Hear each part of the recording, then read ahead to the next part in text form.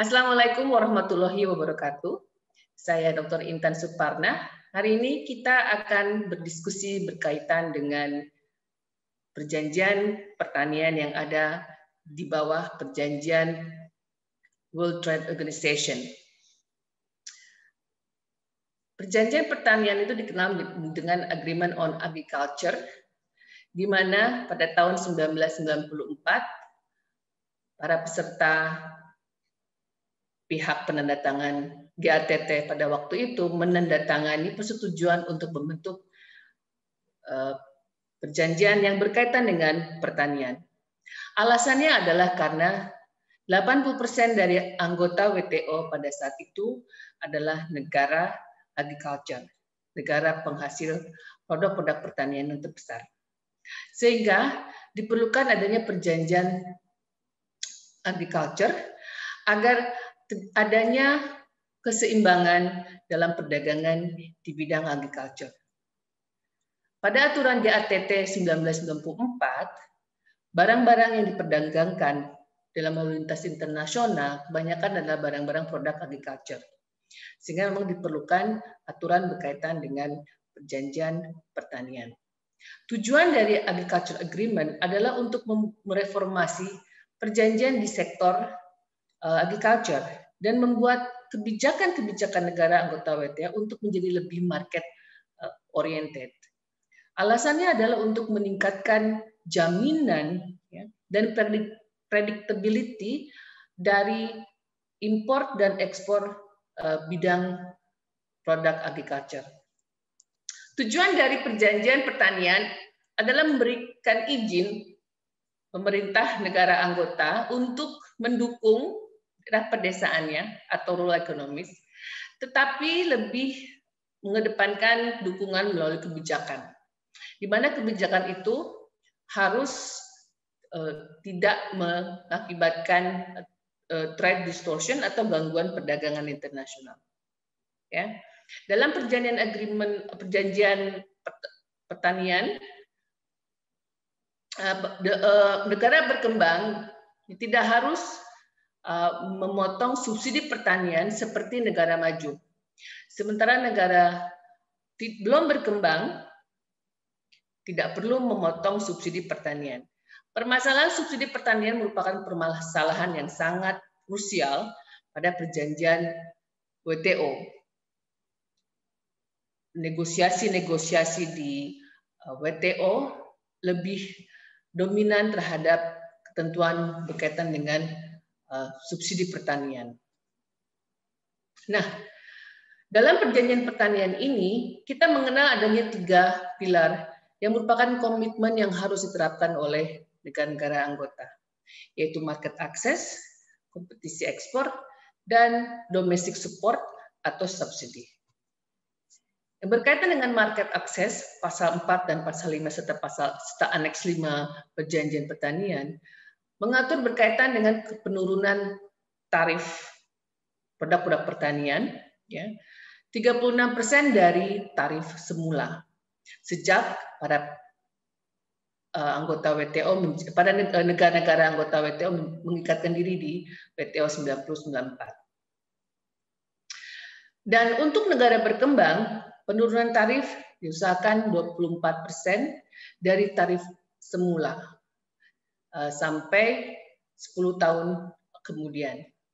Sehingga apabila 1 kilogram apel tarif sebelum menjadi anggota WTO itu adalah $10 1 kilogram, maka setelah menjadi anggota WTO, setiap negara berkembang harus memotong tarif itu maksimal 24% dan minimal 10% selama 10 tahun setelah menjadi anggota WTO.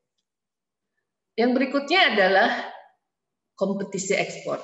Aturan perjanjian pertanian menyatakan bahwa negara-negara anggota WTO harus memotong nilai atau volume subsidi untuk barang-barang pertanian yang akan diekspor. Hal ini didasarkan oleh fakta bahwa sebelum WTO berdiri, negara-negara tanda tangan GATT melakukan subsidi pada bidang pertanian di mana produk pertanian akan diekspor. Dengan subsidi ini, maka terjadi ketimpangan harga pasar. Oleh karena itu, perjanjian pertanian di WTO mengatur pemotongan subsidi ekspor, baik itu nilai atau volume. Di mana untuk negara maju harus dipotong maksimal 36% atau 24% selama 6 tahun sejak menjadi anggota WTO. Jadi apabila subsidi ekspor negara-negara maju sebelum tahun 94 itu adalah $100, maka dari tahun 94 sampai 6 tahun berikutnya, mereka harus menurunkan secara bertahap 36% dan 24% dari $100 tersebut. Untuk negara berkembang, penurunan nilai dan volume subsidi ekspor diturunkan 24% dan 10% minimum. Dilaksanakan selama 10 tahun sejak menjadi anggota WTO. Dan saat ini subsidi ekspor sudah dihilangkan karena masa penurunan subsidi ekspor dari sejak tahun 94 sampai tahun 2000 itu sudah berakhir. Sehingga tahun 2020 saat ini semua negara WTO tidak boleh melakukan subsidi untuk produk pertanian yang akan diekspor. Yang terakhir adalah domestic support atau subsidi untuk produk-produk pertanian. Subsidi domestik ini diatur di pasal 6, 2, 3, dan 4 Perjanjian Pertanian.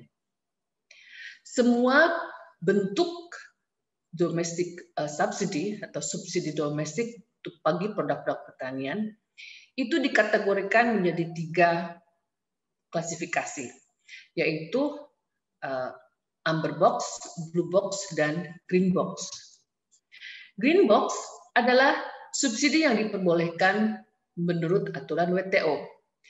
Subsidi-subsidi ini adalah pelayanan pemerintah seperti subsidi untuk pengembangan produk pertanian, penelitian pertanian, pengelolaan pertanian, kemudian misalnya disease control, ya, infrastructure, atau penerapan program ketahanan pangan seperti pendirian lumbung-lumbung padi.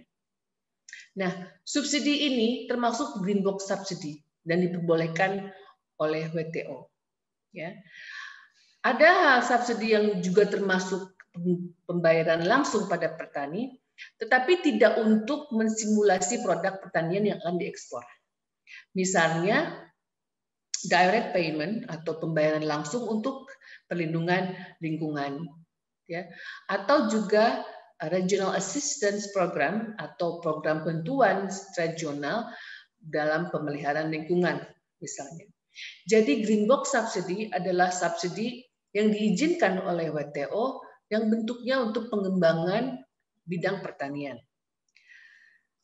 Subsidi kedua adalah blue box subsidi, yaitu subsidi yang dibolehkan oleh WTO, tetapi harus mempertimbangkan prosedur penerapan subsidi ini.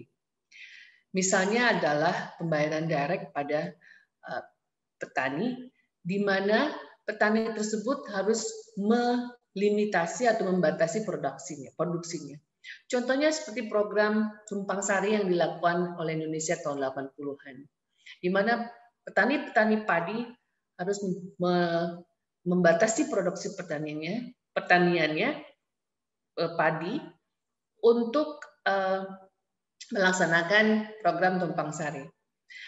Dalam konteks blue box subsidi ini ada istilah small scale atau de minimis, yaitu subsidi yang diberikan tidak boleh lebih dari 5% dari value, dari nilai produk pertanian itu sendiri. Untuk negara maju 5% dan untuk negara berkembang 10%. Sehingga di sini terlihat bahwa negara berkembang masih diperbolehkan memberikan subsidi pada pertaniannya sebanyak 10% dari nilai produk pertanian tersebut. Dan yang terakhir adalah amber box subsidy atau subsidi yang dilarang oleh WTO, yaitu domestic subsidy yang memiliki efek langsung pada produksi pertanian, di mana produksi pertanian itu memang diperuntukkan untuk ekspor. Ya. Jadi amber box subsidy adalah subsidi yang tidak diperbolehkan di WTO. Ketika pemerintah betul-betul memberikan subsidi pada salah satu sektor pertanian, di mana produk dari sektor pertanian itu khusus untuk ekspor. Permasalahan di sini adalah apabila satu produk pertanian diberi subsidi penuh, kemudian dia harus bersaing di pasar internasional, maka logikanya adalah harga dari produk pertanian yang disubsidi tersebut akan lebih murah di pasar internasional, sehingga secara tidak langsung dia akan mematikan saingannya. Inilah alasannya kenapa amber box subsidy atau subsidi langsung untuk produk pertanian yang akan diekspor itu dilarang oleh WTO. Nah, pelarangan ini dianggap sebagai pencegahan dari adanya trade distortion. Seperti yang sudah saya katakan tadi, bahwa apabila satu produk disubsidi dan produk tersebut diekspor, maka secara logika produk itu akan lebih murah dengan produk lain yang sama di pasar internasional. Dan itu akan menyebabkan trade distortion. Ya, trade distortion adalah ketika harga barang itu lebih tinggi atau lebih rendah daripada normal. Lebih tinggi diakibatkan karena melonjaknya impor, lebih rendah apabila kemudian misalnya adanya dumping atau karena adanya subsidi.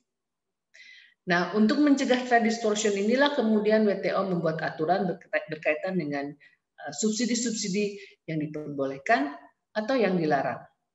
Sehingga terjadi perdagangan yang fair dalam bidang pertanian. Baiklah, tadi itulah penjelasan berkaitan dengan perjanjian pertanian di bawah naungan WTO.